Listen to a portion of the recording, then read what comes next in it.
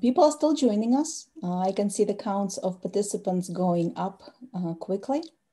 So we can probably start because we don't want to make those who came on time wait. So let me go ahead and start the introductions, and then we'll move on to our presentation. So hello everyone, and welcome to the webinar of the Master's Program, Applied Data and Network Analytics.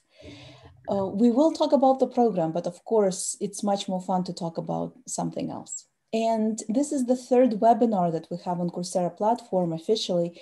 And we are talking about many different things we have talked already. We talked about networks and we talked about fake data and how to lie with statistics. And I can tell you many stories about data analysis. I can tell you what you can do with data analysis. But I think when it comes to data analysis, this is the field that's very much misunderstood and lots of people are afraid to do it. So I thought that it would be interesting if it wouldn't be me who told you this story. So for the next few webinars, it won't be me talking to you and giving presentations. It would be people who work in our lab, and those are our students, PhD students, and student researchers. There will be people who have graduated from our program. Again, young professionals who are just starting their way with data analysis, so that you can hear this story from someone who is just starting on this path. I've been doing statistics and data analysis for over 20 years. What does the story sound like when you see someone who just has started? And we do have a variety of different qualifications in our laboratory because it's a large lab. We have some mathematicians and computer scientists.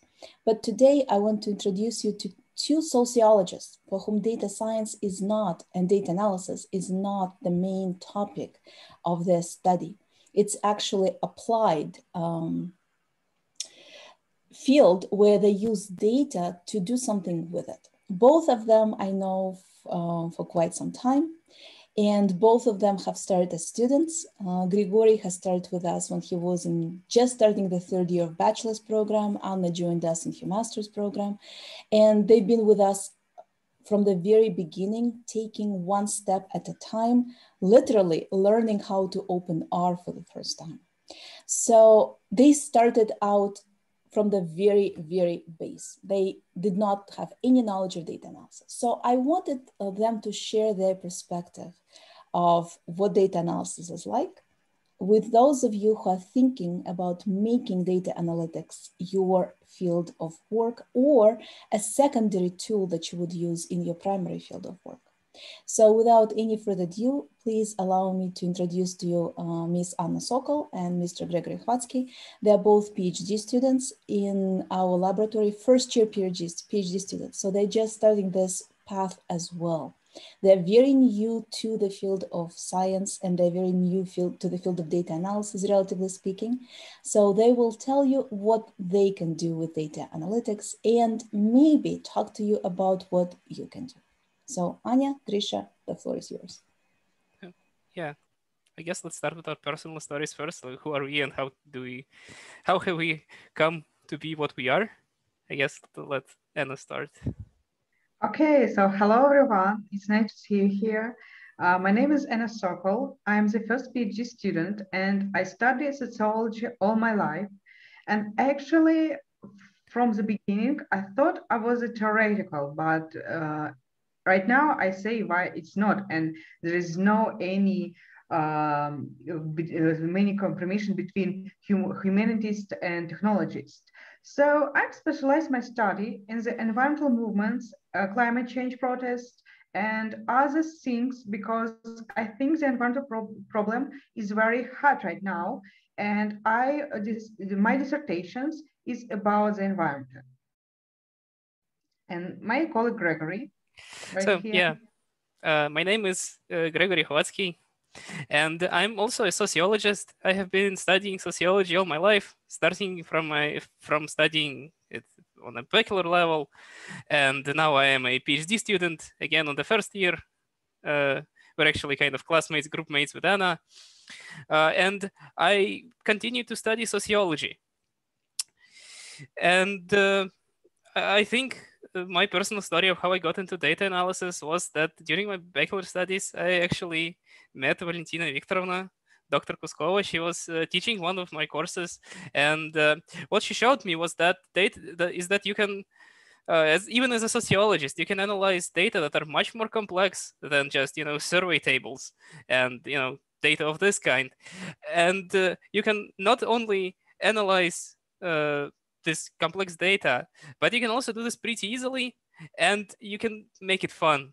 So, and since then, I actually use data analysis almost all the time, both in my life and in my studies, while again, just remaining a social being and remaining a social scientist, just using data analysis to enhance my studies and make my life a little bit easier and a little bit more fun. Yeah. So our topic today, what can you do with data analysis? And a little spoiler, you can do anything. There is no such thing that you can use the data analysis at all. And we want to give our perception on data analysis to show how to do it fun and easy in a simple way. And I think you can enjoy us because as we enjoy as well. So I think let's start. And there are two actually perspectives. First of all, that data seems to be scary. And sometimes it's true, but actually it's not so hard when you know what to do. You look at formulas, math, statistics, and you say, oh, well, no, I don't go in there. But there's a lot of cool pictures and animations and then forecasting around the internet. You can look in the Facebook and the YouTube and you see, wow, that's cool a picture. But why does it look good? And they're really simple to make. And I promise, sometimes it takes less 100 lines, a very simple code. Very simple, without any mess, just only data and visualizations. And I think Grigory can say something how he likes Python to do it. And I use R.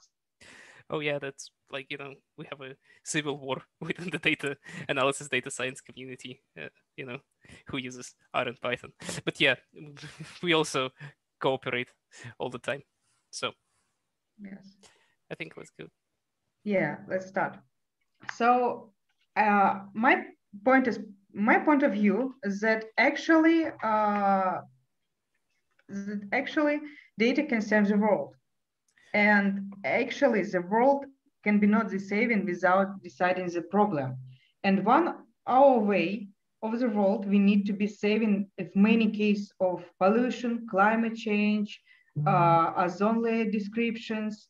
And I can show you that some people use the environmental agreements to understand how it works. And the protecting the environment is one of the biggest concerns worldwide, with governments and companies invest a lot of money to it. And I can show you right now the next slide. 1 second.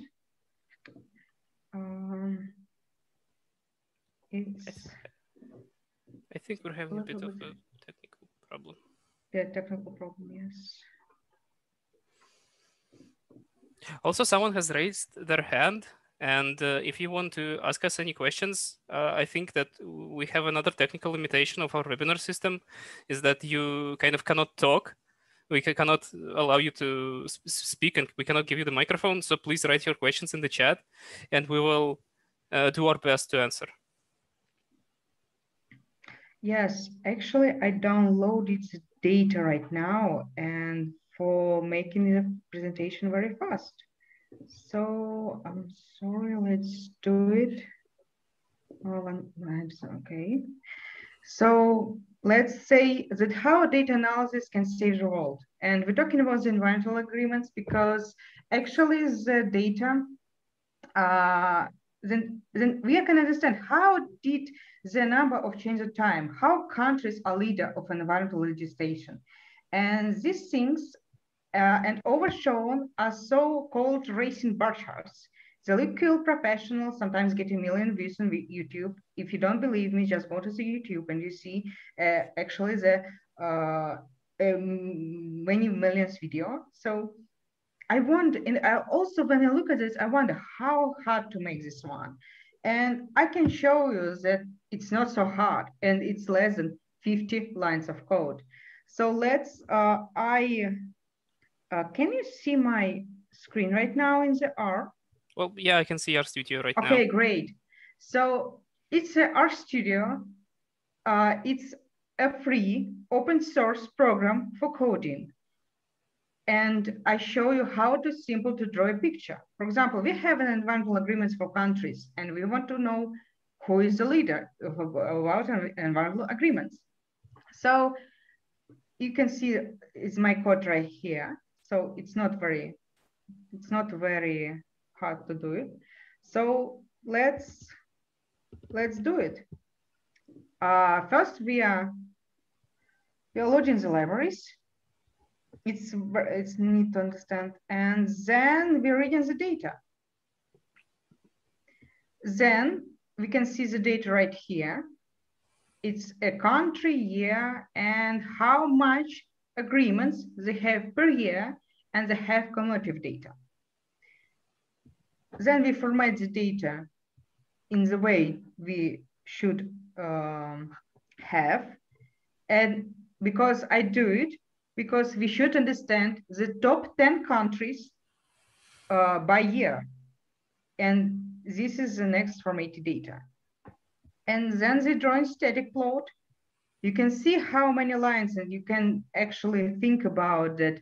Oh my God, there is so much. But actually, I like to do it when I like to do it. I like to change colors. I would like to use the font what I like. I like to like the size of font which I like, and you can see it here like color bold gray, the face italic, etc. So it's just my thing. You can do it to do it, but this is my change. And then we go to the labs and animate.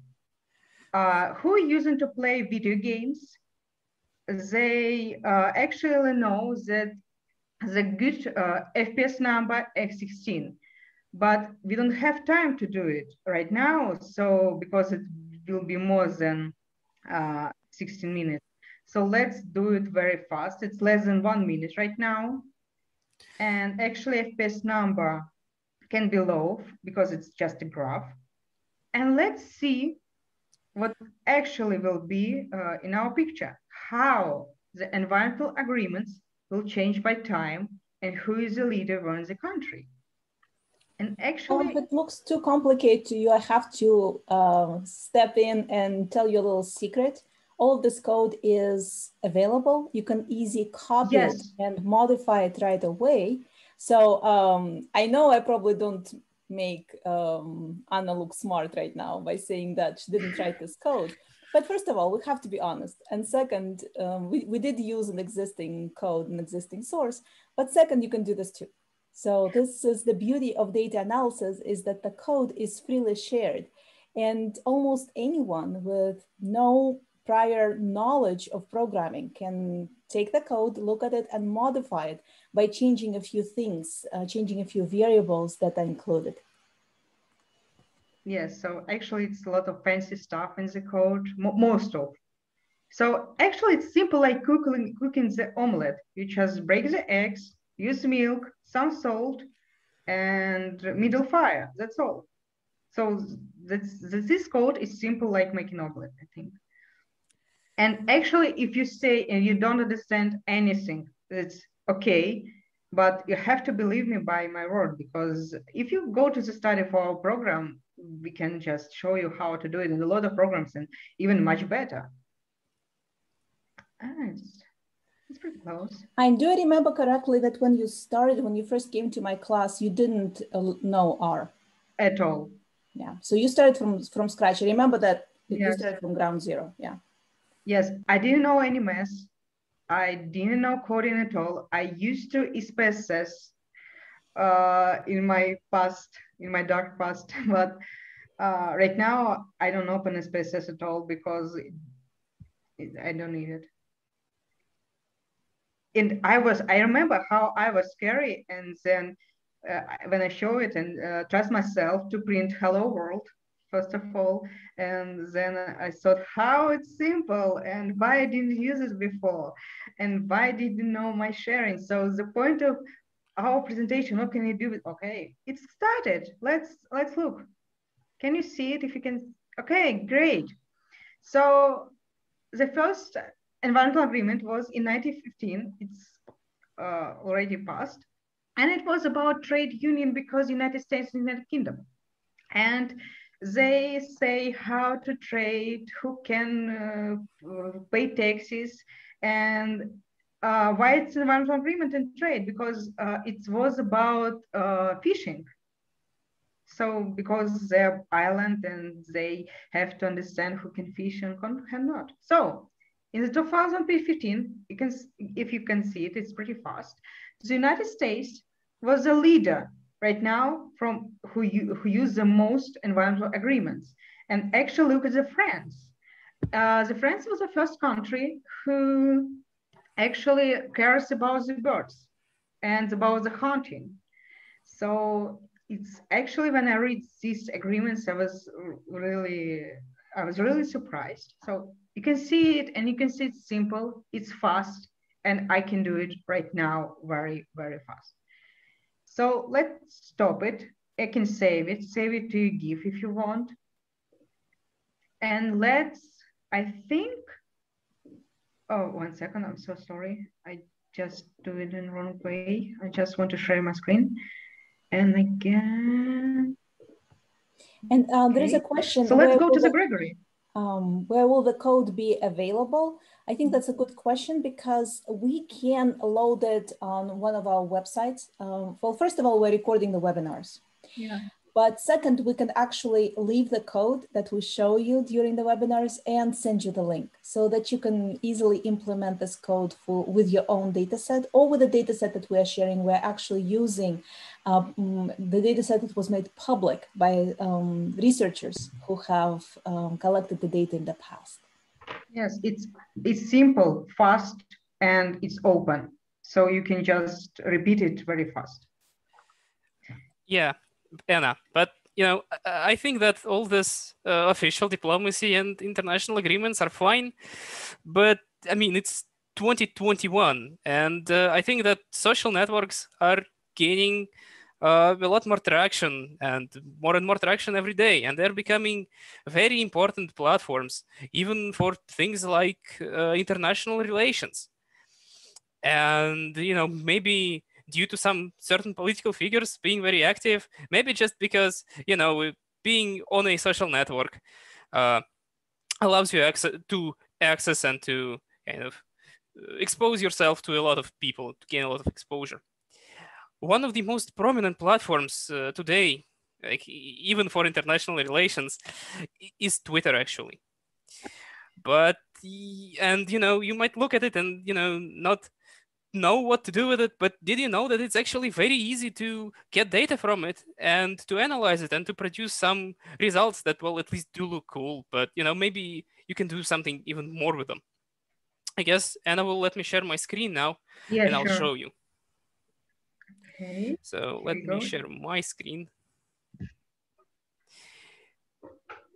Yeah, so what I decided to do is to actually analyze tweets that are made by the Russian embassy in the US.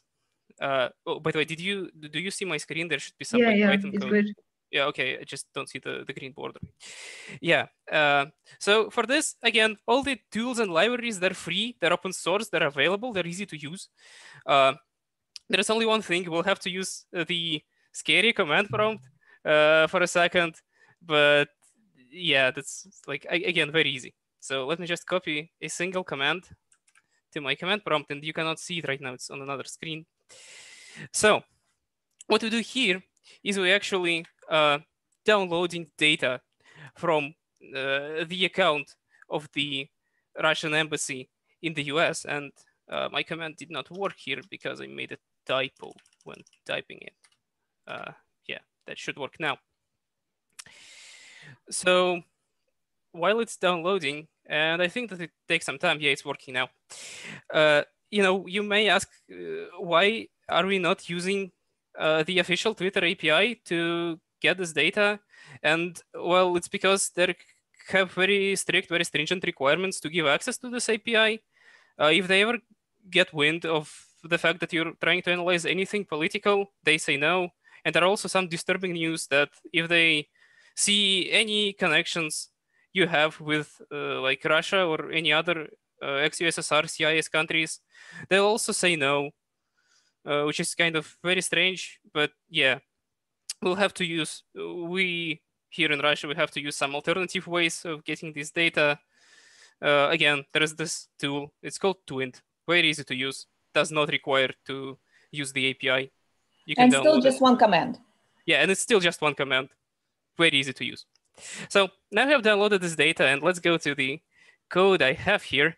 Again, this may look complex, but it's all freely available. All of the libraries I use are freely available, or they are part of the Python standard library.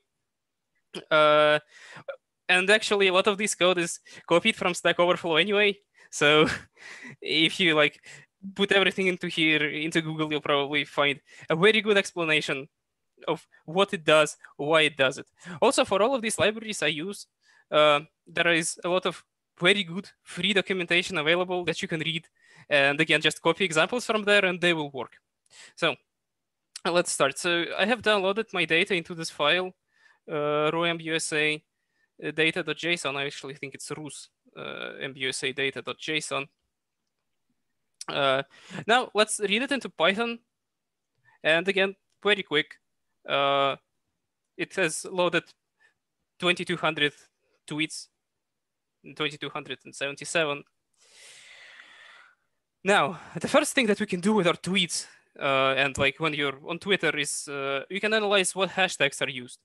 So let's actually, I have written this very simple function, actually, again, using a pre-made library with very good documentation, very easy to use, that will extract hashtags from any tweets. And like here, I tested.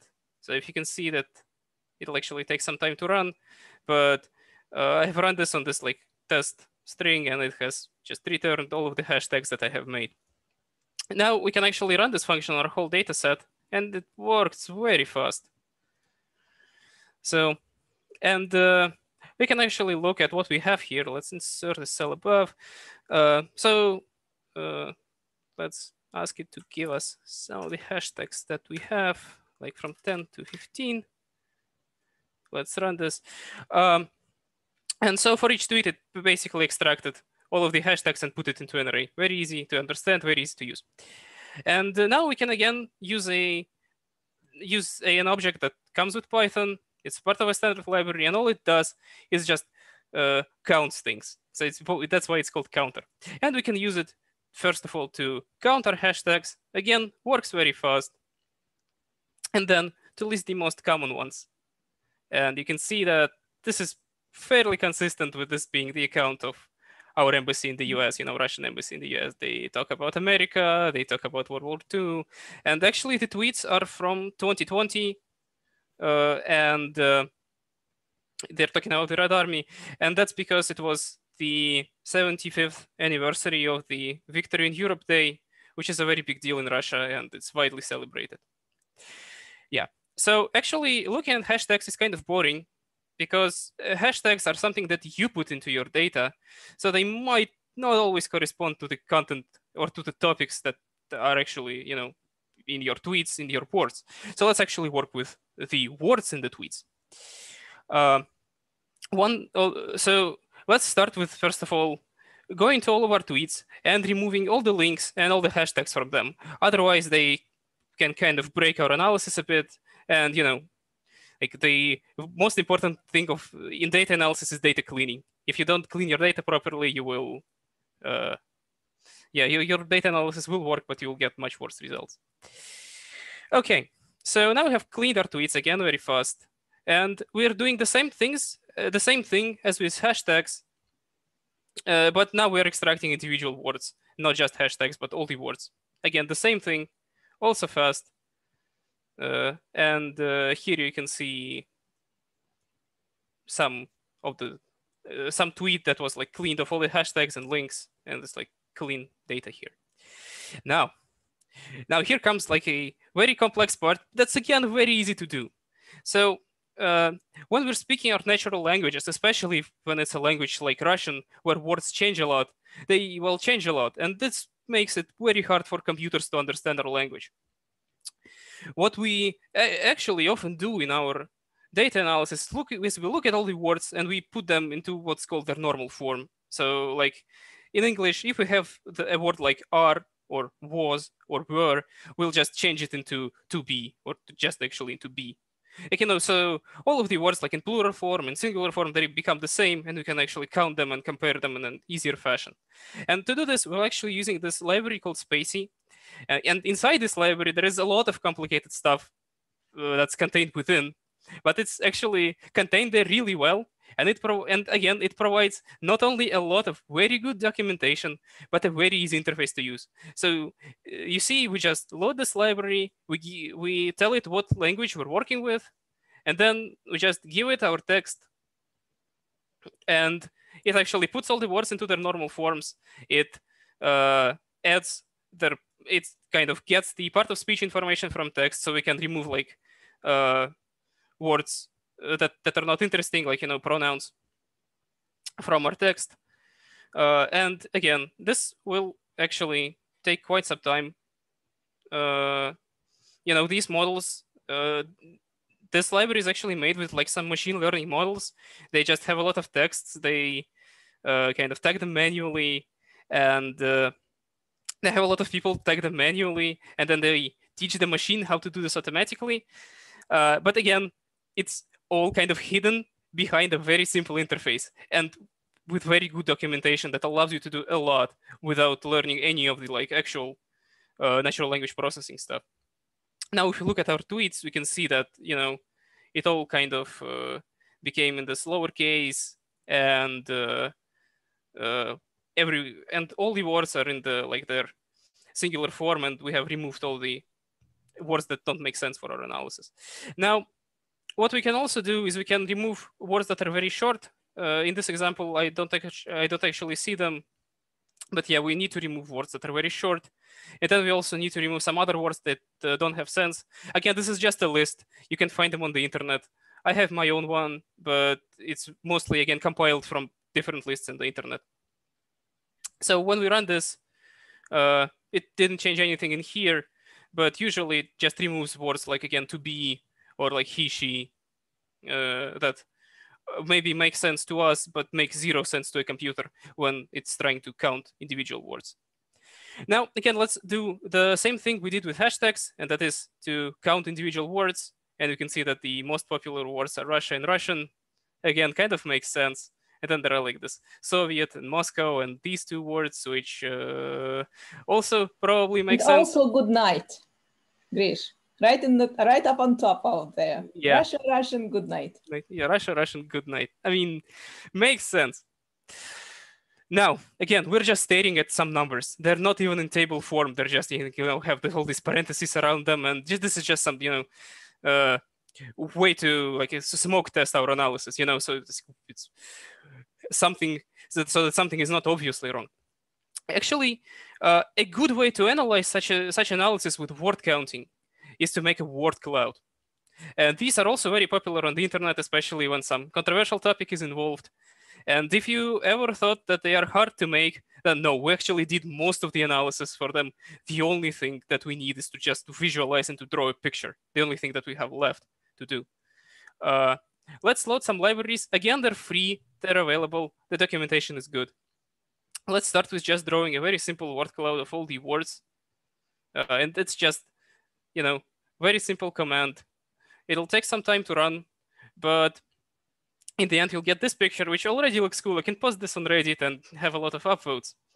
But there is one more thing. I actually went onto the internet and found a map of Russia that's just like a plain picture on a white background. And what this library allows you to do is that it allows you to actually use any picture you find to form like a mask of a shape of your word cloud. Maybe I did not explain it like in a way that's easy to understand, but let's run this. And again, let's wait for a little bit. It probably uses some layout algorithm that can take a lot of time. But if you can see here, now we have our cloud of hashtags. It's the same as with words, but we're now using our previous count of hashtags, and they're kind of all put into a map of Russia. I think it looks cool. You can, again, post it somewhere or put it into some presentation, and you know, people will be kind of amazed by how good of an analyst you are. Yeah, now going to give control back to Anna. Okay. So actually it's great, and I really enjoy it. And also, you used a visualization like maps or something, and people like to use it all at once, really. For example, I do. Moving quickly, moving informative, and also animations are fine. But what if we want to use some control of our visualization? We use the same database as before. At this time, we will try to build a dashboard that will allow us to interact with our data in real time and draw cool pictures in the process. So let's say show you again. Let's do it. Okay, you can see my R right now. Okay, great. So actually in total, it's less than 100 lines. And okay, it's a lot of actually blanks right here. So I can show you how to do it easy. You can control it and just, again, using our libraries, using our fonts, data, and then do the picture of map using rows, something like that. Let's, for our webinar is limited, so let's limit our years for showing you and use the map function and plot it, and then use some columns that can control it. So don't worry if you don't understand anything. It's totally okay. And for example, you see the less than 100 of code, and actually it's easy to read it. And let's just run it. Again, most of this code was copied from Stack Overflow, probably. Yeah, so fine. So it's actually very fast. And we use maps because people love to use map and visualize it. And then we have a control panel, and you can use whatever you want. We remember that the USA was the leader of the environmental agreements, and it has more than 800 agreements ratified. Imagine how long is that. For example, Russia has actually not more than 6,000, like Australia and, for example, in Africa and the South America, there are not so much agreements, but we can see it. And also, we can also use what was before. And imagine more than 100 years ago, environmental agreements were signed by United States, in Europe, and some Asia. That's all. But also we can see, for example, what happens after 10 years ago. It's not changing. Let's do it more. And you can see how it's changed. Let's do it more. Okay, we can see Russia some code. They have environmental agreements. And how to change. And if you do, for example, your dissertation, your thesis, or you work in the company and you just want to understand what happens, you can use maps, you can use control panel, and you can also copy the code, copy your data, and actually it works very fast. Yeah, I also think that we have multiple tabs there. Yeah. Yeah, but also, if you don't remember what was the first picture, I can show you it one slide right now, and also you can check it what happens right now. For example, United States is the leader, the France has a second place, and the third has Norway. And also understand how top 10 countries changed. Okay, you see United Kingdom was in the third place, and For example, in the 1923, there is one not any environmental agreement with Norway, who, remember, right now has a third place.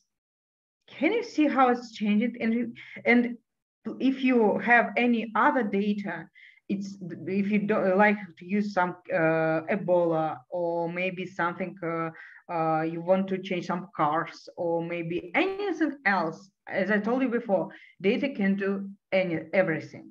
You can just put it in your code and do whatever you want. So I can check my presentation and Yeah, I mean, Anna is talking a lot about saving the world there, and I mean that's actually very cool. But you know who is also always saving the world? That's James Bond. I mean, that's a. I'm not sure that's a good joke, but anyway, actually, James Bond is one of my favorite movie franchises, and I was rewatching one of the movies once. I think it was GoldenEye, and I actually got the idea to go and look about what actually comes, like how the cocktails that the Bond drinks all the time are made. And I think that if Anna lets me share my screen, yes, actually stops sharing her screen. yeah, okay. Yeah, let me Yeah, share mine. shaking but not stirred is, I think, is your favorite movie line. Yeah. So yeah, I think that do you see like some code? Yeah, so probably my screen sharing works now. So I actually, in my search, I came across this website. It's called the Cocktail DB, and it actually contains the recipe for the cocktail that Bond drinks all the time. It's called the Dirty Martini. But also, it has recipes for like more than 600 other ones. You can open any of them, and you have like a nice picture, all of the stuff that goes in there, and a recipe, and also some tags like this is a winter cocktail, so probably because of the grapefruit juice and pepper. And it actually gave me one idea, and that's to download all the data from this website and see what ingredients work together and what ingredients actually are usually used together. So I made this very simple script, and I'm not going to be running it here. But that's not because it's very complex. Again, most of it is copied from Stack Overflow, and the code is not very complex. It actually uses just like More time to do it. Only like 4 libraries. It's just that not to overload their servers, I have put rate limits into my code, and it just involves playing the waiting game a lot. Like it probably took like 15 minutes for all of it to run, and most of the time it was just actually waiting so as to not overload the database. But yeah, I have saved the data set already, and let's work with it. So again, we're loading the data set, and it's actually very simple. So what we see here is the like the name of the cocktail, the link onto this website, and all of the ingredients that go into it. Again, very, very easy. And let's actually show more than one. Let's say 25 to 28. And it's just a simple array, a simple list. Very easy to do. Very easy to understand. Now I'm going to use another library that's called NetworkX. And I'm actually going to go through all of the cocktails I have in my data set and create something that's called a graph. And it may sound scary and very, math-y, if that's a real world. That's a real world. But then again, it's just very easy. For each cocktail, we just make all of the pairs of the ingredients that go into it, and then we just add them into the network. Again, very easy, very good documentation for this library. Very easy to do. So let's run this. And it went through the entire database in less than a second. Again, very fast. Let's now save it into a file, which we will open in another program. And again, it's free and open source available. And its source is available. It's free to use. Let's while the program opens, I'm actually going to tell you that a lot of the programs for data analysis, they are free and open source, and the data, science data analysis community is very open. So yeah, that's very cool, very easy to get into. So now let's actually import this into this program. And we can see our network is a bit of a tangled mess, is a bit of a tangled mess right now. So let's start cleaning it up. And again, this is very easy. And with this program, you don't even have to write any code. From now on, I will be just pushing buttons on my screen. Very easy. So let's go into filters and edges. This is the same as links. And each of these like nodes or points is an ingredient. And if it is used in a cocktail with some other ingredient, they have a link between them. And the weight of the link or the strength of the link is how much cocktails do they have in common, in how much cocktails are they used together. So first of all, let's remove weak links. And to do this, we just need to drag this filter into here. We just need to go into parameters, into range, and change this from 1 to, let's say, 3. I always think that's a good one. So again, now our network becomes slightly easier to understand, slightly easier to look at. But we have all of these nodes or points that are isolated. So let's try to remove them. So let's go here. Let's compute the degree of all of our nodes. And now what the degree of a node is just how much of connections to all of the other nodes it has. Again, very easy to understand. Nothing complex there. Now let's go to attributes. Now let's try to remove them. So now let's go to attributes, range, degree, drag it into here. Now we have to do a little bit more dragging so those filters, they work at once. Just move that into here. Now let's just say that they should have a degree at least of 1. Let's stop and change it to 1. Yeah, so now we have all of our isolates removed and we have a nice, well-connected network. Some nodes are more central than others. Some ties are stronger than others. Let's actually recompute our degree on our changed network. And let's compute some more parameters. I like to use this command, network diameter, and it computes a lot of different things, a lot of different types of attributes. But I think in this case, the most useful one is first of all, the degree and another attribute that's called closeness. So the degree is again the amount of the amount of other ingredients this one was used together with. We have discussed that, very easy to understand. And closeness is a sort of a rating of how much of how well it goes with all the other ingredients. It's a measure of usefulness in a cocktail for some kind of drink or something. So again, let's go into this appearance panel. Let's go to size. Let's go to ranking. Let's pick degree. So let's run this. All of our nodes have now different sizes, so our network looks nice. Some of the nodes are kind of overblown, so let's change this to 30. Oh no, not to 3000, just to 30. And this to 80. I think it's a good one. Let's hit apply.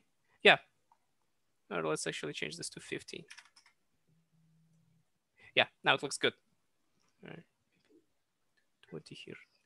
Actually, working with networks alive pretty much means a lot of this parameter tweaking. So sorry for being too slow. And now for closeness, let's go to color, choose closeness here. Let's go here, choose closeness here, and now choose a color palette that kind of makes sense. I like this one because it's kind of 2 colors, purple and green, makes it easy to see and read. And I mean, this picture is nice, but I think we can all see it's a little bit tangled up. So let's now go to this layout tab, select something, and run this algorithm. What all those algorithms do, they again use a lot of math to somehow put the nodes in a nice fashion so that most important nodes are in the center and the rest are kind of in the periphery. Again, can be complex, but you don't need to know any of this. You just need to select this from the menu and push a button, and it will work. Now, let's also add the labels to our networks. Yeah, I mean, now it already looks nice and you can probably see something in here, but let's also draw it in a nice fashion. Let's click the refresh button. Let's make it show our labels. Again, I'm just pushing buttons. Also, I don't really like Arial and the font is too big. So let's go here. Let's select my favorite font of all, which is called Fira Code, and make it smaller, like size 8. Let's hit apply. Let's hit refresh. And I mean, you can do a lot more like cosmetic tweaking. You can actually go back into this tab and move things around manually so that labels don't overlap. It's actually, there's this one other thing that's called label adjust. Let's just run it. It'll move things around a bit so they don't overlap. Let's refresh this. And again, this now it looks kind of nice. You can tweak it a lot more, but you can already see even in this picture that stuff that either stuff that makes things sweet like orange juice and sugar, or stuff that makes things alcoholic but does not have any strong taste. It kind of goes well with everything, which I think is fairly obvious, but still we have a cool picture to look at. So yeah, I think that's it for the cocktails. Yes, I actually surprised that the sugar has such more degree, and also that Jägermeister and Gonschläger are together, and they're not connecting to anyone in Lagrange cider. So. I mean, maybe it's also a feature of the database. I don't know. Yeah. Also about the sugar, I have actually checked this one. I have checked. I was also interested by this. They just use it to make things sweet. A lot of recipes will have just like 1 cube of sugar in them for some reason. Grish, this is a very insightful comment. Sugar makes things sweet. I mean, I am a data analyst after all. Exactly. Yeah, exactly. Yeah. So I guess I'm going to give control back to Anna so I can continue the presentation. Let's go. Also, we want to say that what can you do with data analysis? And actually, you can save the world. So become a James Bond in data analysis. Find a way. Okay, 5 seconds. Let's go back. Yeah, find a way to save your own world.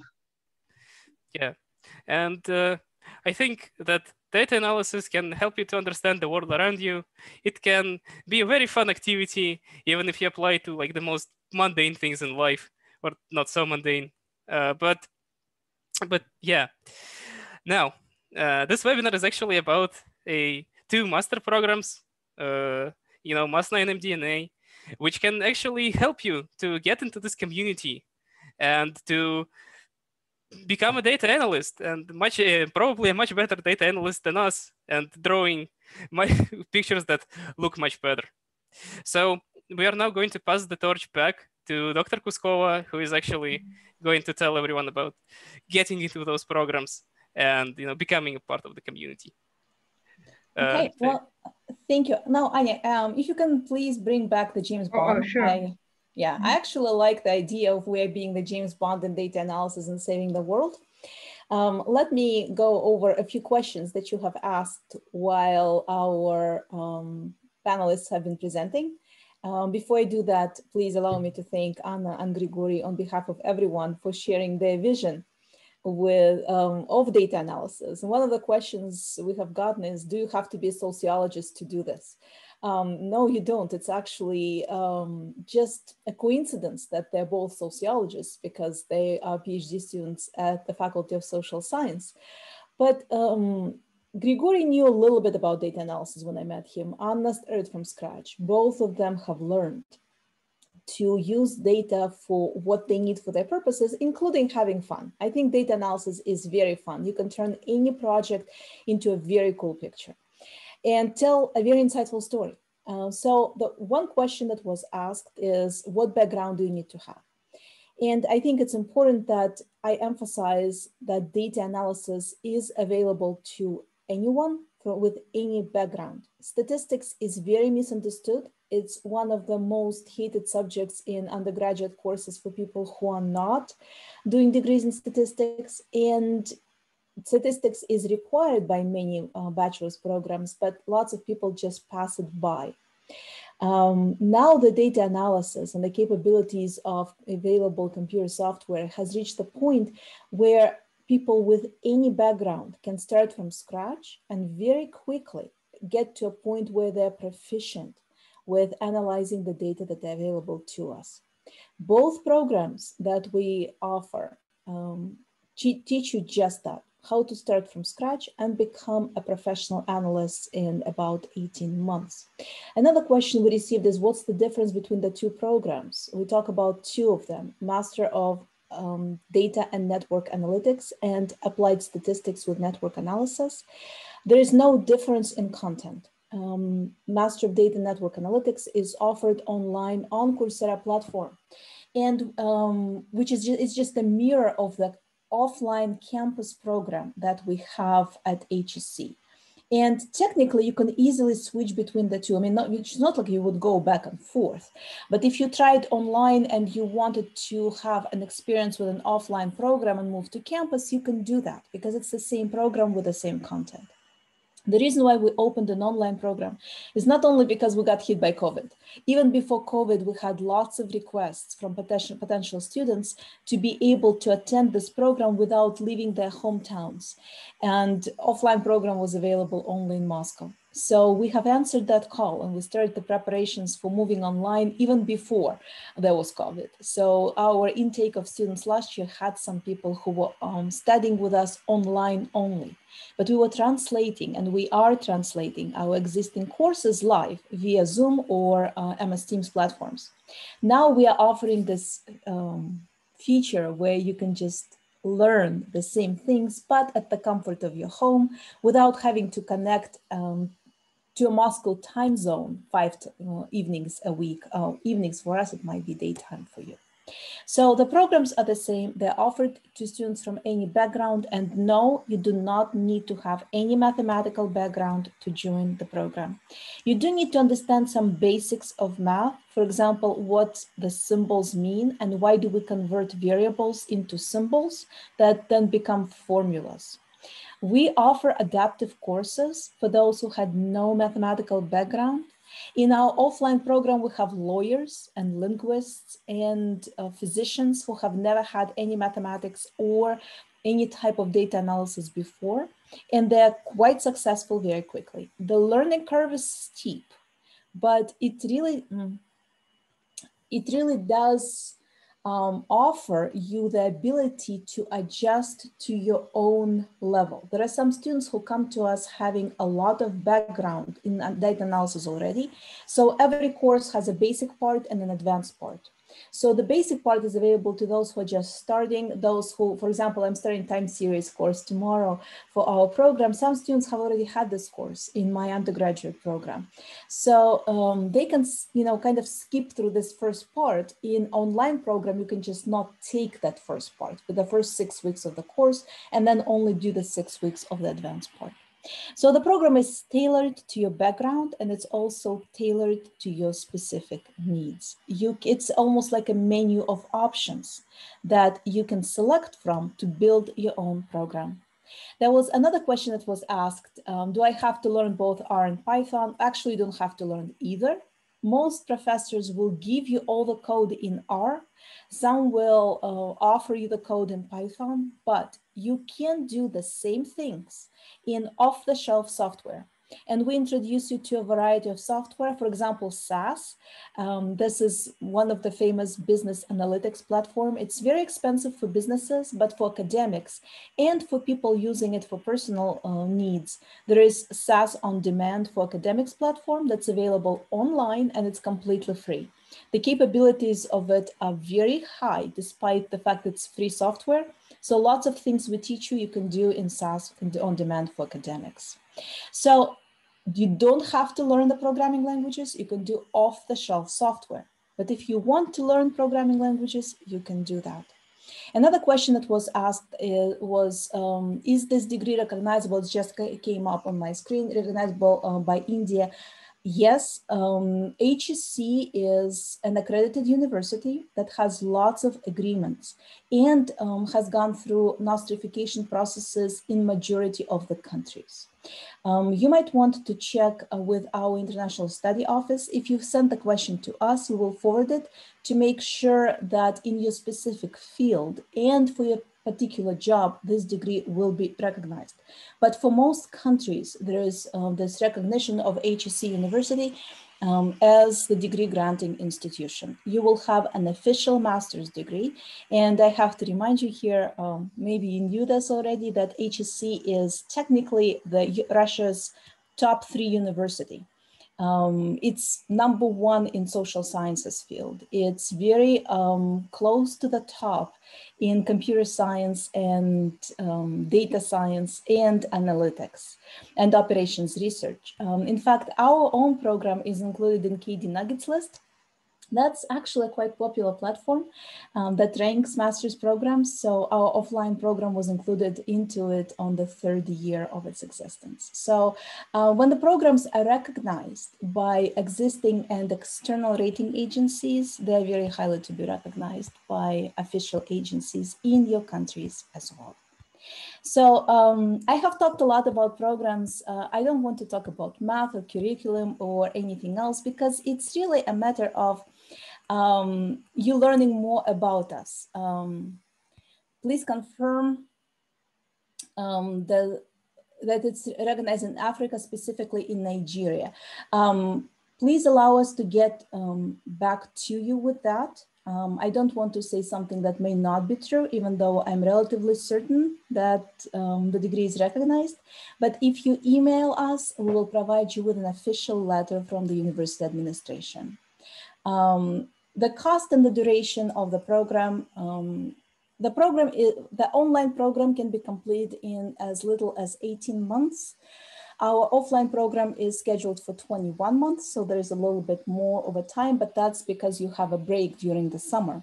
Online program goes without the breaks, it goes year round. And the cost of the program is, I mean, it's in Russian rubles and it's very difficult to translate it to any other currency. So I will tell you in the US dollars, it is about 15,000 US dollars for the entire duration of the program.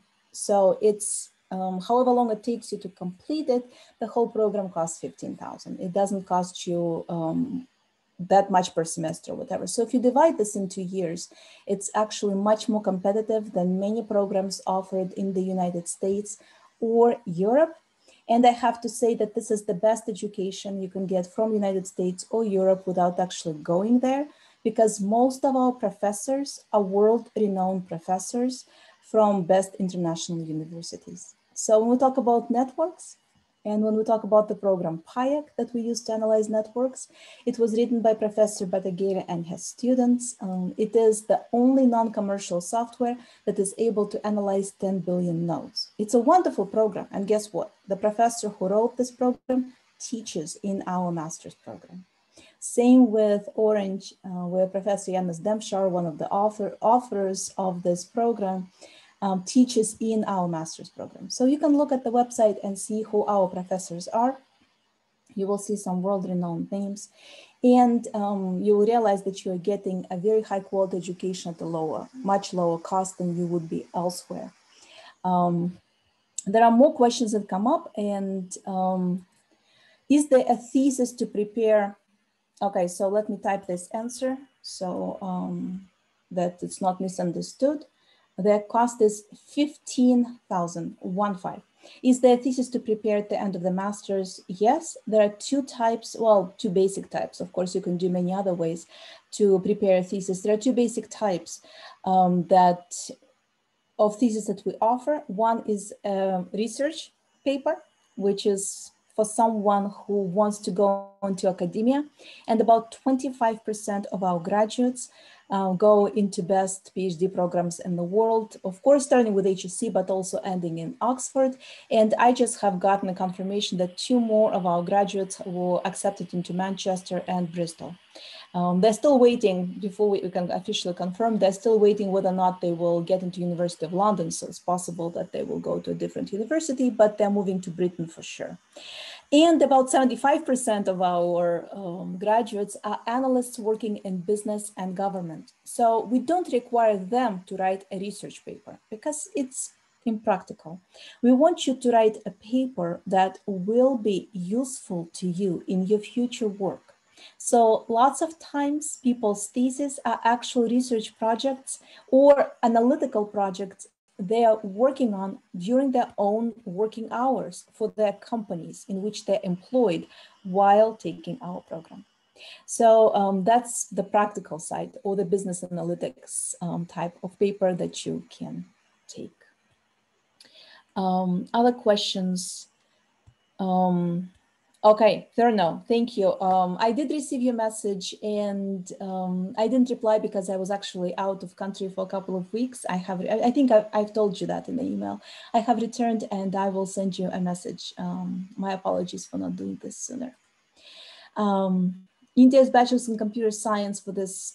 So bachelor's in any field is eligible for this program. I want to emphasize it again. You can have a bachelor's in basket weaving, okay? All you need to have is an officially recognized bachelor's program from a university of where your degree can be nostrified by the Russian Federation. And we have had lots of applicants from different countries and universities, and I don't think we ever had anyone who wasn't nostrified. So if it's official university that's recognized by your country, your degree will most likely be sufficient. If you're in computer science, you're welcome to our program. Your life will be a little bit easier because you most likely already know how to program. Even though there are some people who have computer science degrees who don't know how to program, those are architects and engineers, even though I think nowadays everybody can program. But we still teach you the analytics. One of the problems I see with people who get even the data science degree from computer science departments is they know how to write code and how to create new methods for analyzing data that's simulated, that is actually fake data. Because computer science is about creating new methods. They don't know what to do with real data. And as Gregory was showing you, 90% of work with data is cleaning it up, cleaning actual data up because it's messy. And you have to find a way to put it together. So we teach you to look for insights and look for meaning in the data that's available out there. So if you have computer science, you're welcome in our program. Your life will be a little bit easier, but you will still have a lot to learn because we'll be teaching you how to put together different methods from different parts of the analytics field. For example, non-parametric methods and social network analysis methods to analyze a particular data set. I'm not giving you specific names of the courses because lots of times when you have a course called contemporary data analysis, it doesn't tell you much, or non-parametric analysis. So we will tell you a lot about which courses are better for you, and you will be able to choose from a large variety. Our program requires you to take 18 to 20 courses in order to graduate. So you have to have 18 to 20 subjects.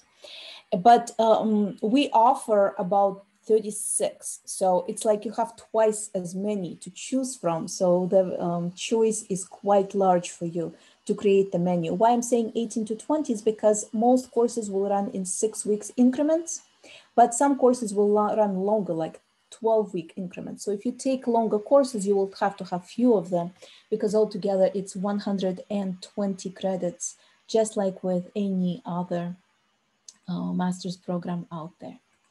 All right, I think I have covered most of the questions that were asked today.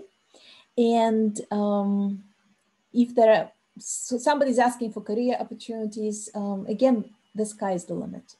It's very difficult for me to say, you're going to go here and this is what you will do. No, you choose where you go and you tailor your education towards where you think our degree will help you the most. So for the level that you can come in, you learn the most that you can, because we want you to be the best you can be, right? Our motto of the program is be greater than average, written in the language of mathematics.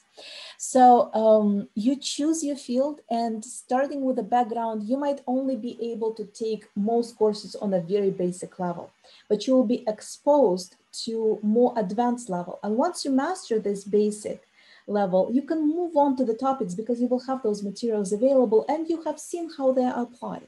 So we work with your level and we help you master what you can for what you need this program for. So we have people who come in with different backgrounds. We have people who leave with different backgrounds. Those who already had lots of mathematics go on to write theses about developing new mathematical methods. Those who had very little backgrounds go on to learn computer vision and teach machines to recognize images. Machines actually learn pretty well with images, much better than we do with text. So any other questions that I haven't answered? I think that's pretty much everything.